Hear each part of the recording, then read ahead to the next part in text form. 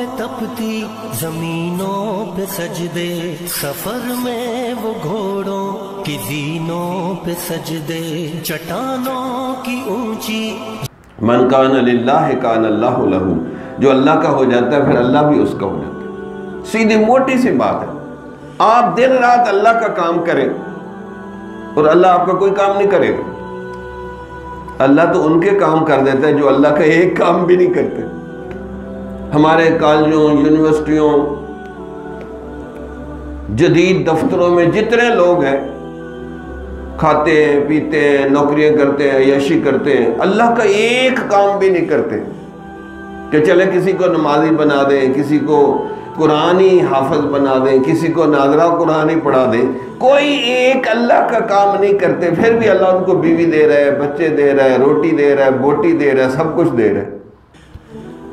ایک کام بھی اللہ کا نہیں کر رہے، اور اللہ ان کے کتنے کام کروا رہے ہیں۔ تو سوچو، جو اللہ کا ایک کام بھی نہیں کر رہے، اللہ ان کو اتنا کچھ دے رہے ہیں۔ جو دن رات اللہ کا کام کرے، اللہ اس کو کچھ بھی نہیں دے گا۔